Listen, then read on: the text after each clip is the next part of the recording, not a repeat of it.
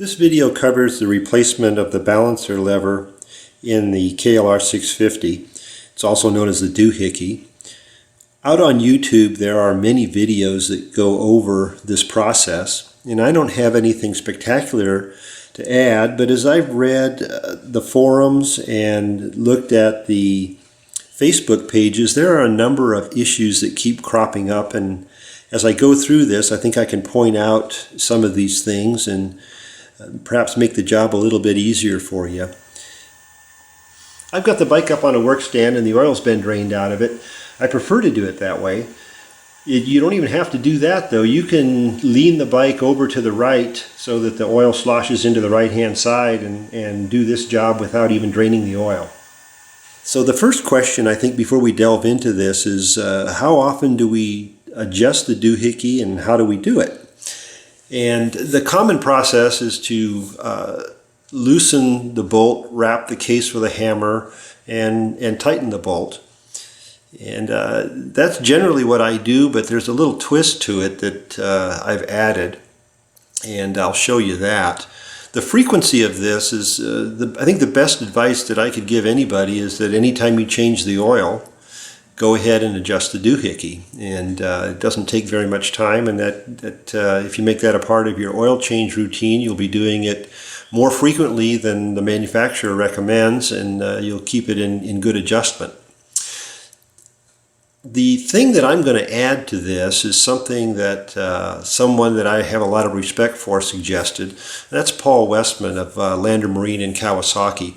And Paul suggests that when we adjust the doohickey, it's a good idea to turn the engine to top dead center. And when we get inside, I'll explain why that's a good idea. But let me go through the process. The first thing we do, of course, is remove these plugs so that we can get at the crankshaft. And we'll remove the inspection plug so that we can see where top dead center is.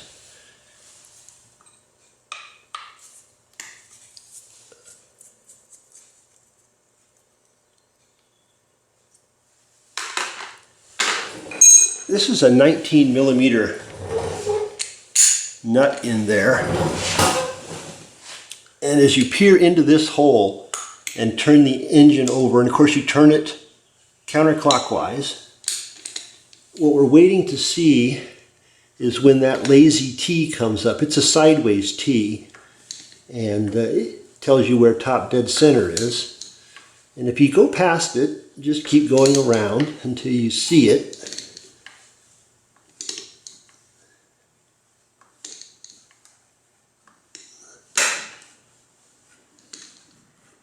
Sometimes it takes a little while. You want to do this slowly. Okay, there's one mark.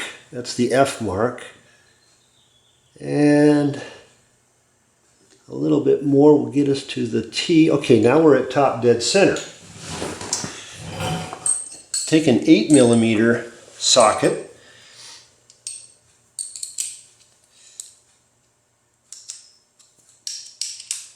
And there's a rubber plug underneath that needs to be pulled off, and the adjustment bolt is down under here. I know the camera angle doesn't allow you to see it, but it's there.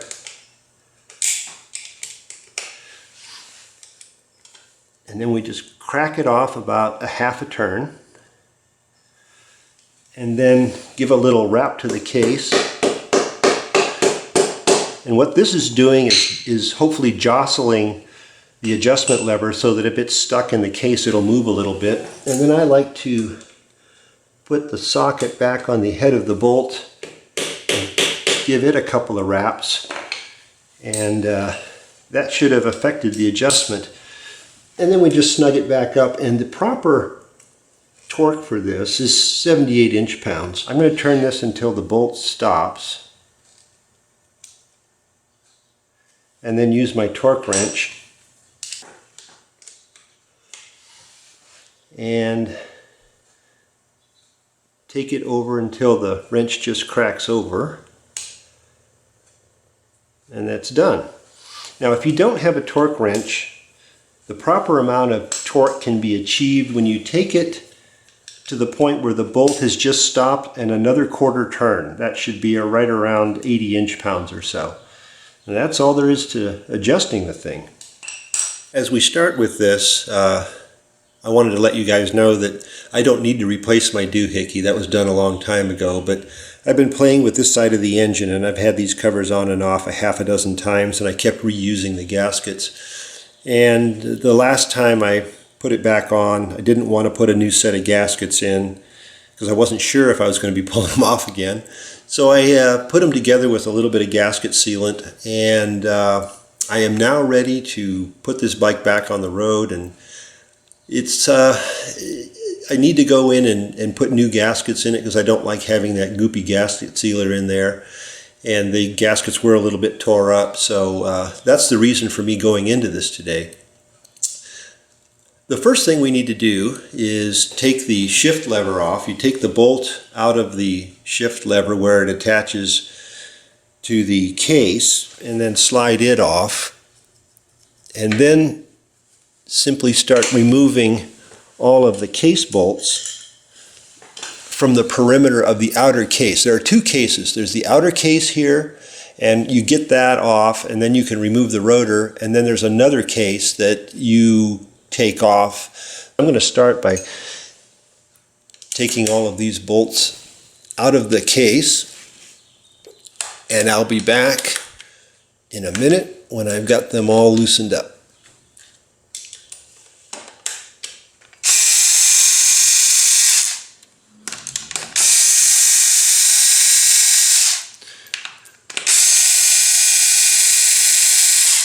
Okay, there's the last case bolt out. A caution. Some people will mistakenly pull the adjustment lever bolt out. You don't have to do that, and in fact you don't want to.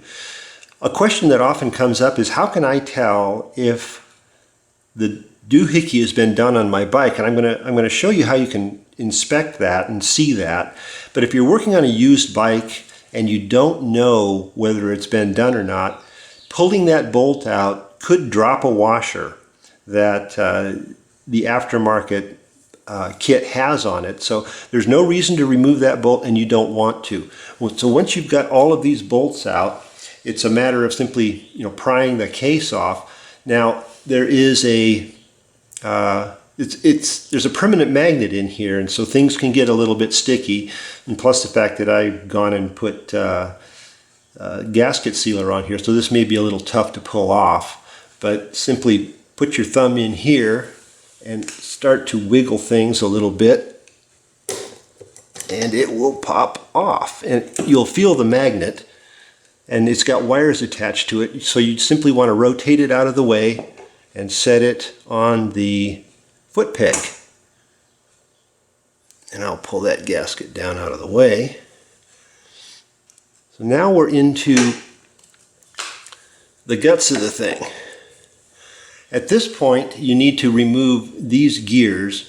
These are the drive gears that, starting at the starter motor, provide the gear reduction down to the crank to spin it over. There is one of these washers, thrust washers, on each side of each gear set.